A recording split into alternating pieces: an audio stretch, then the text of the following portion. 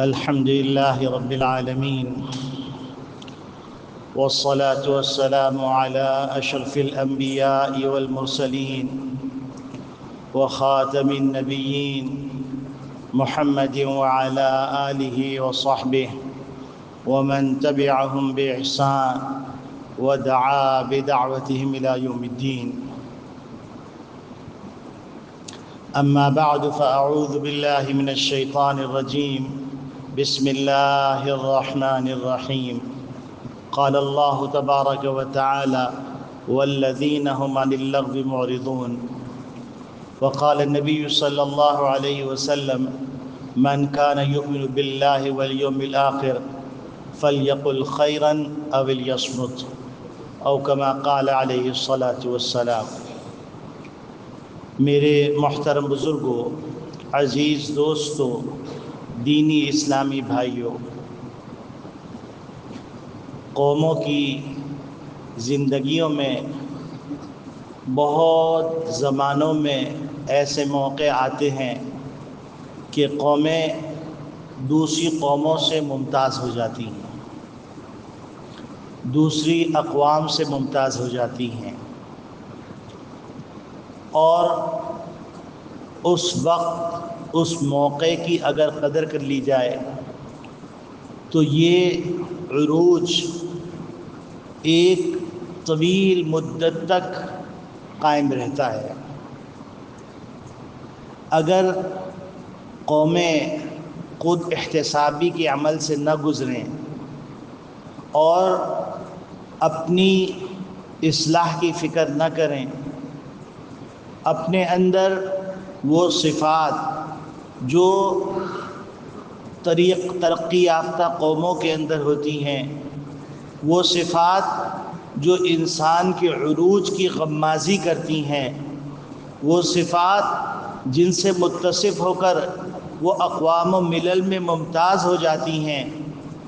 ان کو حاصل کرنے کی فکر نہ کریں تو پھر یہ ترقی زیادہ دیر باقی نہیں رہتی، یہ عروج زیادہ دیر باقی نہیں رہتا. اللہ رب العالمین کا ایک نظام ہے، وہ نظام خود کار طریقے سے اللہ کے حکم سے چل رہا ہے. اس میں عروج و زوال کی داستانیں موجود ہیں، اور انسان نے عروج کے اسباب بھی لکھے ہیں، زوال کے اسباب بھی لکھے ہیں، اور جنہوں نے عروج کے اسباب کے اوپر غور کیا،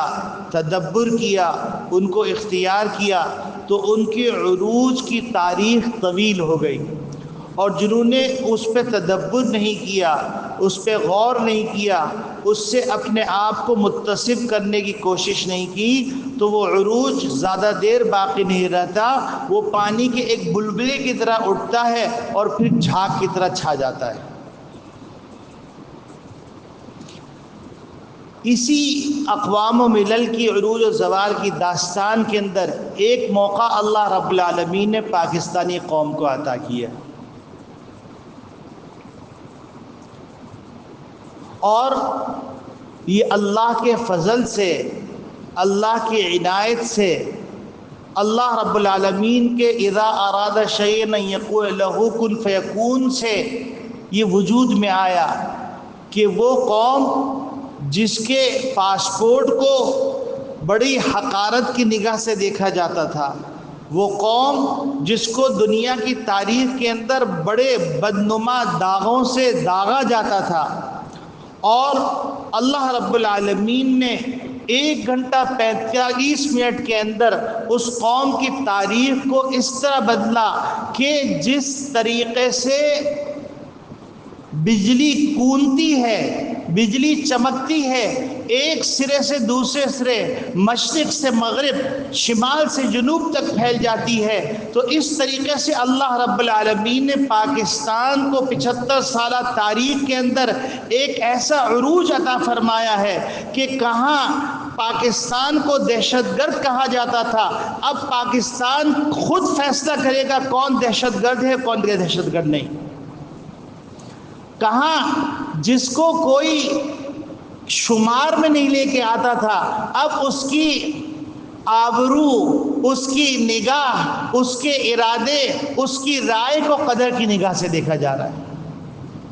تو جہاں اللہ رب العالمین نے یہ موقع عطا کیا ہے،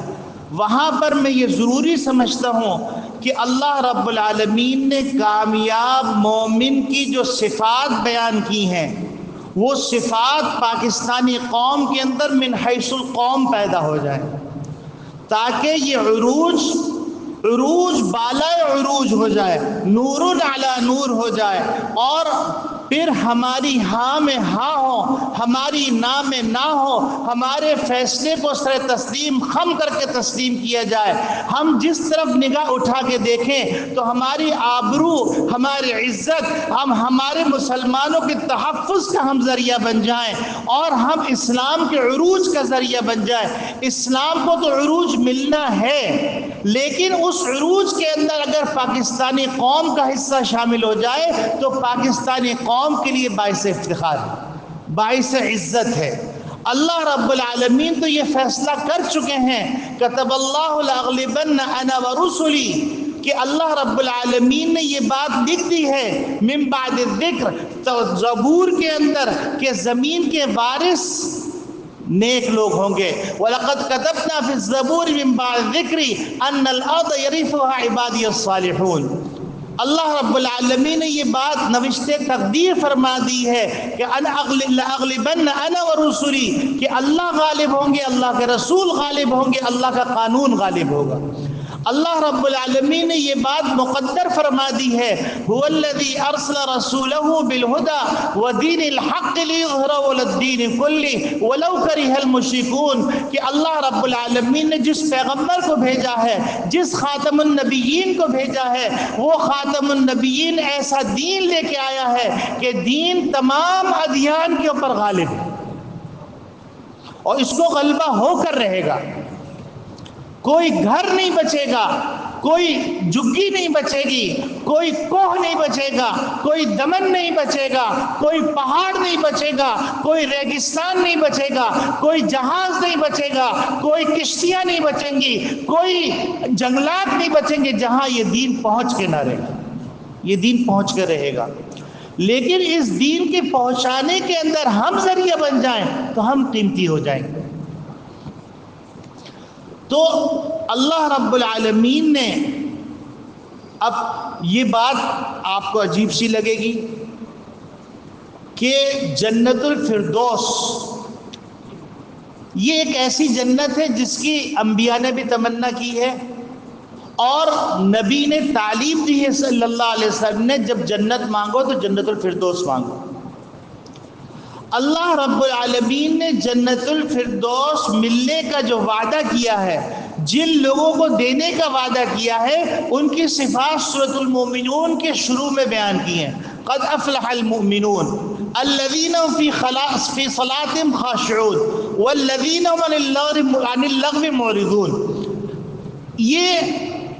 صفات بیان کی ہیں، ان میں سے میں نے ایک صفت کا انتخاب کیا ہے، والذین هم عن اللغو معرضون،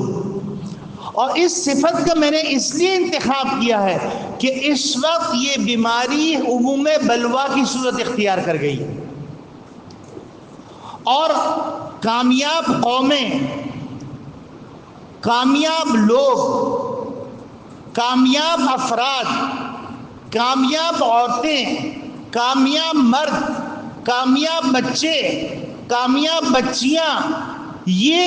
اس صفات سے متصف ہونا ضروری ہے۔ ورنہ قرآن نے جن چیزوں کو ذریعے نجات بتایا ہے، جن چیزوں کو فلاح کا ذریعہ بنایا ہے، وہ قیامت تک کے لیے قانون کی حیثیت رکھتی ہیں۔ ان سے ہٹ کے کوئی کامیابی حاصل کرنا چاہے، ان سے ہٹ کے کوئی ترقی کرنا چاہے، قسم خدا کی ترقی نہیں ملے گی، قسم خدا کی کامیابی نہیں ملے گی۔ کامیابی ملے گی اسی قانون کے مطابق جو قانون اللہ رب العالمین نے قرآن میں بیان کیا ہے۔ جن کے بارے میں اللہ رب العالمین نے کہا ہے اولئک هم الفائزون، جن کے بارے میں کہا اولئک هم المفلحون، جن کے بارے میں کہا اولئک علی ھدی من ربہم واولئک هم المفلحون واولئک هم المہتدون، وہی لوگ کامیاب ہوں گے جن لوگوں کو اللہ رب العالمین نے صفات سے متصف کر کے بتلایا کہ کامیاب لوگوں کو اگر دیکھنا ہے تو وہ ان صفات سے متصف ہوں گے۔ تو میں نے اس صفت کا انتخاب کیا ہے قرآن سے جو صفت اس وقت زمانہ اور دنیا ان صفات کا ہم سے مطالبہ کر رہی ہے۔ وہ صفات کیا ہیں؟ والذین هم عن اللغو معرضون، کہ کامیاب مومن وہ ہیں جو بلا وجہ کی بحث و مباحثے میں نہیں پڑتے، ترکی بترکی جواب دینا اپنا فریضہ نہیں سمجھتے، وہ بے فائدہ جس میں نہ دنیا کا فائدہ ہو نہ آخرت کا فائدہ ہو ان کاموں میں نہیں پڑتے۔ اگر ہم اپنے آپ پہ غور کریں تو آپ دیکھیے کہ دو آدمی جمع ہوتے ہیں تو ایسی بحث کرتے ہیں، ایسی بحث کرتے ہیں، ایسی بحث کرتے ہیں جیسے ان سے زیادہ فراست والا، ان سے زیادہ معلومات والا، ان سے زیادہ پروف کے ساتھ بات کرنے والا کوئی نہیں۔ اور ایک جملہ بہت عام ہو گیا ہے، میں اندر کی خبر لے کے آیا ہوں، مجھے اندر کے لوگوں کو، کتنے اندر، غار کے اندر کوئی گھسا ہوا ہے، بیوقوفی، وقت کا ضیاع، اور ترقی یافتہ قومیں وقت ضائع نہیں کرتی، حتیٰ کہ آپ اندازہ فرمائیے کہ بڑے بڑے اکابرین جو حدیث کی دنیا میں بلند مقام رکھتے تھے، خاندانی اعتبار سے شہزادے تھے، عزت اور وقار کے اعتبار سے قوم کی سر کے تاج تھے، سر کا جھومر تھے،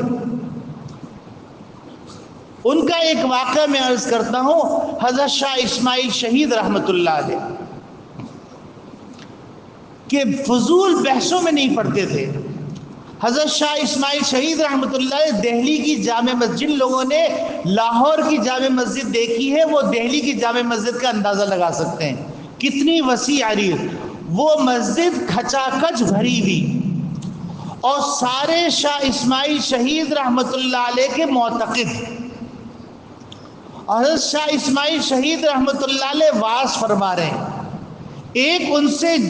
جلن کرنے والا، ان سے حسد کرنے والا، ان سے بغض رکھنے والا اور ان سے ناراض شخص کھڑا ہوا اور کہنے لگا اسماعیل شہید، مولوی اسماعیل شہید، مولوی اسماعیل، ہم نے سنا ہے تم حرام زادے ہو۔ اب اگر آپ بتائیے کہ اتنے بڑے مجمع کے اندر کوئی کسی کو حرام زادہ کہہ دے تو وہ تو اس کو کہے گا تم حرام زادے، تمہارا باپ حرام زادہ، تمہاری ماں حرام زادی، تمہارا خاندان حرام زادہ۔ حضرت نے تحمل سے اس کی بات سنی۔ اگر حضرت جواب نہیں دیتے تو حضرت اپنے کسی مرید کو اشارہ کرتے تو اس کی ٹکا بوٹی کر دیتے، لیکن حضرت نے وہاں پر قرآن کریم کی اس آیت کو اپنے لیے مشعل راہ بنایا، والذین هم عن اللغو معرضون، کہ مومنین جو کامیاب مومنین ہیں اور جن کے لیے دنیا اور آخرت کی کامیابی مقدر کی گئی ہے، وہ فضول جواب اور فضول بحثوں میں نہیں پڑتے، ترکی بترکی جواب نہیں دیتے۔ تو انہوں نے اس کو ایک شرعی مسئلہ بنا لیا، فرمانے لگے کہ میاں آپ کو شاید اطلاع غلط ملی ہے، میری امی اور والد صاحب کے نکاح کے گواہ اب بھی دلی میں موجود ہیں، اگر آپ چاہتے ہیں تو میں ان گواہوں سے آپ کو ملوا دوں۔ اب آپ دیکھیے کتنا انتشار پیدا ہو سکتا تھا،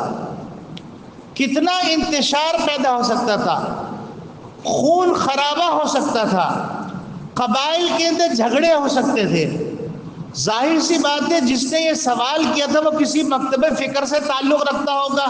کسی قبیلے سے تعلق رکھتا ہوگا، اگر اس کو مارا جاتا تو اب دلی کی جامع مسجد کے چاروں طرف آگ اور خون کی ہولی کھیلی جا رہی ہوتی، اور دکانوں کو آگ لگائی جا رہی ہوتی، ریڑیوں کو توڑا جا رہا ہوتا اور لوگوں کے سر پھوڑے جا رہے ہوتے، حضرت نے قرآن کی اس آیت پہ عمل کر کے اتنا بڑا فتنہ اس کا دروازہ 1 سیکنڈ کے اندر بند کر دیا. فرمایا میاں آپ کو غلط اطلاع ملی ہے، میرے امی ابو کے نکاح کے گواہ دلی میں اب بھی موجود ہیں. تو اب آپ اندازہ فرمائیے کہ اس وقت الحمدللہ ثم الحمدللہ پاکستان کو یہ کردار عطا کیا جا رہا ہے، اور چاہے کوئی اعتراف کرے نہ کرے لیکن ساری دنیا اعتراف کر رہی ہے کہ اس وقت پاکستان کو وہ مقام مل رہا ہے جو صدیوں میں کسی قوم کو نہیں ملتا ہے. تو اب جہاں پر قومی لیڈران کی ذمہ داری ہے، جہاں پر قومی سربراہان کی ذمہ داری ہے، وہاں پر عوام کی ذمہ داری بھی ہے کہ اپنے آپ کو اعلیٰ صفات سے متصف کرے. اور نبی کریم صلی اللہ علیہ وسلم نے خود فرمایا من کان یؤمن باللہ والیوم الآخر فلیقل خیرا او لیصمت، جو ایمان رکھتا ہے اللہ پر اور روز آخرت پر وہ یا تو اچھی بات کرے یا خاموش رہے. بلا وجہ جو ہمارے قومی مزاج کے اندر اور بدقسمتی یوٹیوب اور مختلف سوشل میڈیا ایکٹیوسٹ کے ذریعے سے ہمارے مزاج کے اندر اتنا کچرا بھر دیا گیا ہے، اتنا کچرا بھر دیا گیا ہے، ہم کو کوئی خیر نظر ہی نہیں آتی. ہم کو اپنی ملک کو جو اللہ رب العالمین نے ہم کو جن نعمتوں سے نوازا ہے ان نعمتوں کا احساس نہیں ہوتا. ہم اپنے ملک کی برائی، حتیٰ کہ اچھائی کے اندر بھی برائی نکالتے ہیں، اچھائی کے اندر بھی برائی نکالتے ہیں. جیسے ایک بزرگ ہوا میں اڑ رہے تھے تو ان کی عام طور پہ مشہور یہ ہے کہ شوہر کی بزرگی بیوی نہیں مانتی، تو جب وہ گھر میں آئے تو بیوی نے کہا دیکھو بزرگ وہ ہوتے جو ہوا میں اڑ رہے تھے، تو انہوں نے کہا وہ میں ہی تو تھا. تو بیوی کہہ رہے کہ جبھی تو ٹیڑے ٹیڑے اڑ رہے تھے تم. تو اس وقت ہمارا حال یہ ہو گیا ہے، پاکستان کو اللہ رب العالمین عروج دے رہا ہے، اور جہاں یہ نام آتا ہے کہ پاکستان کو عروج ملا تو کہ جبھی تو ٹیڑے ٹیڑے اڑ رہے تھے. اس وقت ہمارا حال یہ ہو گیا. اللہ کا وعدہ ہے لئن شکرتم لازیدنکم، اگر تم میری نعمتوں کا شکر ادا کرو گے تو میں اس میں اضافہ کرتا چلا جاؤں گا. میرے عزیزوں، پاکستان کے اندر جو آزادی کی نعمت ہے، اس آزادی کی نعمت آپ دنیا والوں سے جا کے پوچھئے، ان جگہوں پہ جا کے پوچھئے. کہنے کو اسلامی ممالک ہیں لیکن نوجوان لڑکا مسجد نہیں آ سکتا.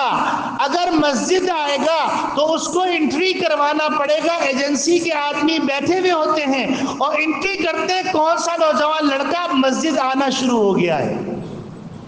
اور آپ کو رات میں جس پہر دل چاہے آپ مسجدوں میں آ سکتے ہیں، عبادت کر سکتے ہیں، چاہے جوان ہو، چاہے بوڑھا ہو، چاہے بچہ ہو، ہر آدمی آزادی سے نماز پڑھ سکتا ہے، ہر آدمی آزادی سے قرآن پڑھ سکتا ہے.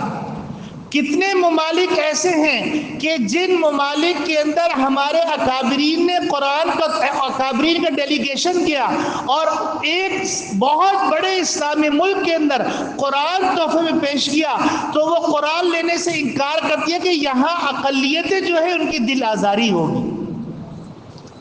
آپ یہاں پر قرآن جس کو چاہے پیش کریں، لیکن ہم نے قرآن رکھا کس بات کے لیے ہے؟ قرآن ہم نے اس بات کے رکھا ہے کہ جب بیٹی رخصت ہوگی تو قرآن کے سائے میں اس کو رخصت کیا جائے گا، چاہے شادی سے پہلے، شادی کے عین وقت کے اندر اور شادی کے خلاف، تمام باتیں قرآن کے خلاف ہوں، لیکن قرآن کے سائے میں بیٹی کو رخصت کریں گے. حالانکہ قرآن کے سائے میں رخصت کرنا ہے تو قرآن کے عمل کے سائے میں رخصت کرو.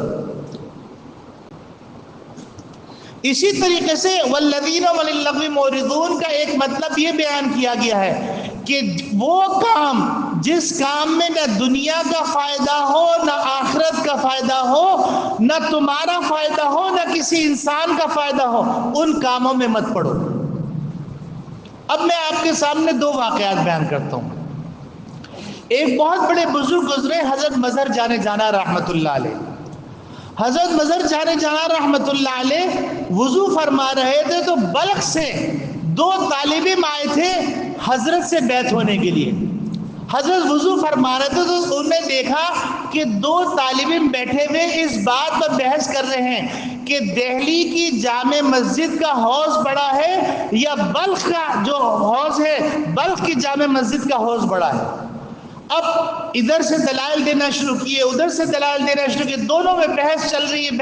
ہے. حضرت وضو کر کے فارغ ہوئے, نماز کے لیے تشریف لے گئے, نماز پڑھائی. نماز پڑھانے کے بعد حضرت بیٹھے تو وہی 2 لڑکے آئے, حضرت سے مصافحہ کیا. حضرت نے فرمایا کہ کیسے تشریف لائے ہیں؟ تو کہیں گے حضرت ہم اپنی اصلاح کے لیے آپ سے بیعت ہونے کے لیے آئے ہیں. تو حضرت نے فرمایا پہلے یہ طے کر کے آؤ کہ دہلی کی جامع مسجد کا حوض بڑا ہے یا بلخ کی جامع مسجد کا حوض بڑا ہے. لہٰذا تم واپس جاؤ,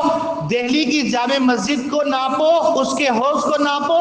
اور بلخ کے حوض کو ناپو, اور جب اس سے فیصلہ ہو جائے تو پھر آ کے بیعت ہو. یعنی حضرت نے اصلاح فرمائی,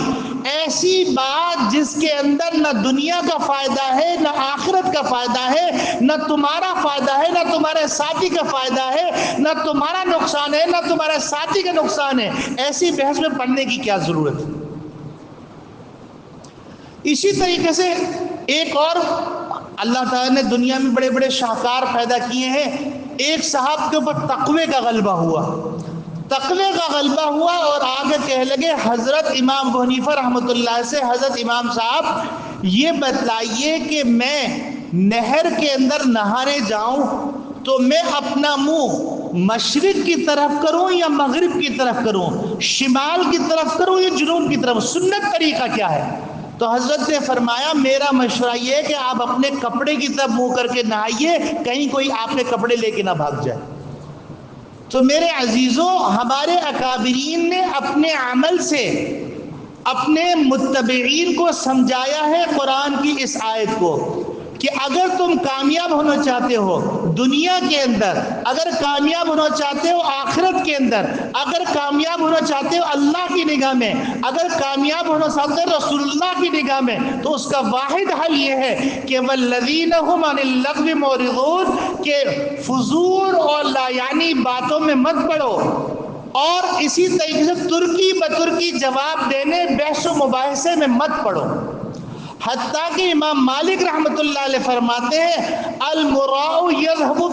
بنور اللہ, کہ بحث و مباحثہ اللہ کا جو نور ہے, جو نور ایمانی ہے, اس کو سلب کر لیتا ہے. آج کل آپ کو سمجھانے کے لیے عرض کر رہا ہوں,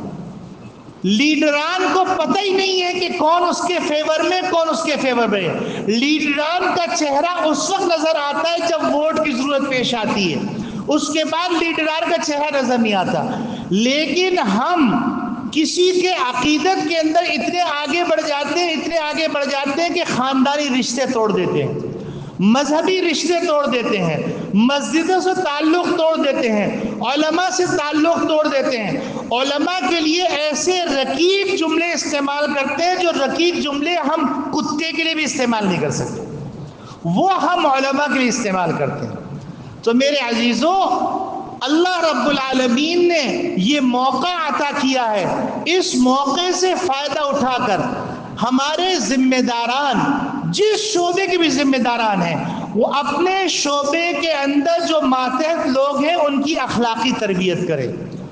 اور جتنے اساتذہ ہیں وہ اساتذہ چاہے اسکول کے ہوں, چاہے کالج کے ہوں, چاہے یونیورسٹی کے ہوں, چاہے مدرسے کے ہوں, مدرسے کے اساتذہ تربیت کرتے ہیں, لیکن اسکول اور یونیورسٹی کے اساتذہ بھانت بھانت کی بولیاں بول کر بچوں کو ایسے متخیر الاحوال, حواس باختہ بچے بنا دیتے ہیں کہ جس کی کوئی انتہا نہیں. اور اس کے ساتھ ساتھ میں یہ بات بھی عرض کرتا ہوں کہ ہمارے ذمہ داران جن کو اللہ رب العالمین نے اختیار دیا ہے, ان سے درخواست ہے کہ ایسے تمام اسکول کالج اور یونیورسٹی جن اسکول کالج اور یونیورسٹی کے اندر الحاد پھیلایا جا رہا ہے، جن کالج اور یونیورسٹی کے اندر بے حیائی کو پروموٹ کیا جا رہا ہے، جن کالج اور یونیورسٹیوں کے اندر بسنت بنائی جا رہی ہے، جس کے اندر تہوار ہندوانہ بنائے جا رہے ہیں، جس میں ہولی دیوالی بنائی جا رہی ہے، جس میں کرسمس منائی جا رہی ہے، یاد رکھیے کرسمس منانے کا مطلب یہ ہے کہ آپ زبان حال سے کہہ رہے ہیں کہ حضرت عیسیٰ اللہ کے بیٹے ہیں، نعوذ باللہ من ذالک، یہ شرک ہے۔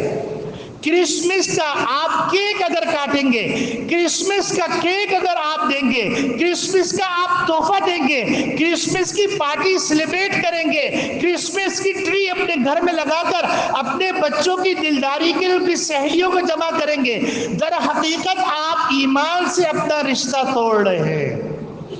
اگر آپ ہولی دیوالی منائیں گے، در حقیقت آپ ایمان سے رشتہ توڑ رہے ہیں۔ خدا کے واسطے اتنے لبرل مت ہو جاؤ کہ تمہاری آخرت تباہ ہو جائے،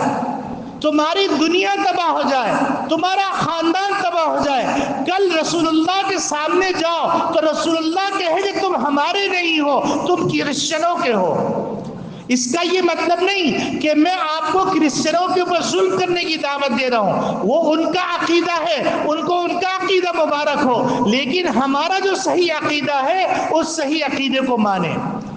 اسی طریقے سے میں یہ بات بھی عرض کر رہا ہوں کہ اللہ کے واسطے ہماری یہ نوجوان نسل ہے جو اس وقت حواس باختہ ہو رہی ہے، جس نوجوان نسل کو تعلیم سے زیادہ ٹک ٹاکر اور جو ہے ولاگر بننے کا شوق ہو گیا ہے، اس نوجوان کے ہاتھ سے کتابیں لے لی گئی ہیں، قرآن لے لیا گیا ہے، پہلے قرآن لیا گیا، حدیث لی گئی، اب دنیا کے علوم کی کتابیں بھی لی گئی۔ اب ہماری قوم کو ایک لوفر اور عیاش اور بے فکرہ غیر ذمہ دار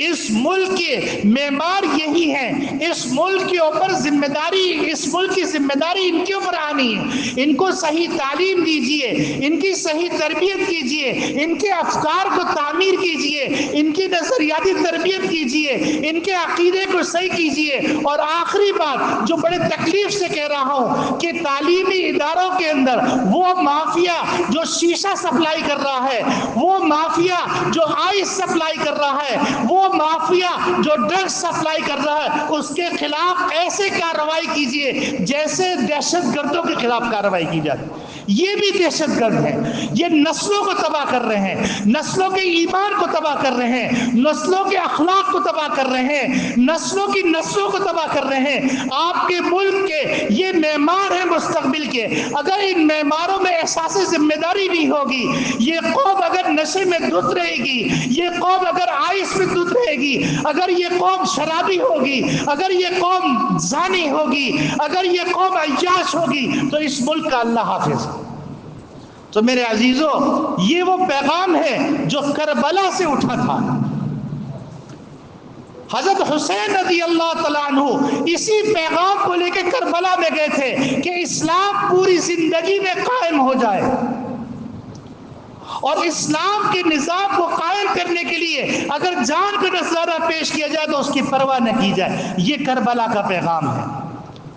کربلا کا پیغام ہے۔ محمد صلی اللہ علیہ وسلم کا لائے ہوا دین زندگی کے ہر شعبے میں آ جائے، تعلیم گاہوں میں آ جائے، تربیت گاہوں میں آ جائے، ماں کی گود میں آ جائے۔ علی اصغر کو شہید کیا گیا، مجھے بتلاؤ کہ ان کی عمر کیا تھی؟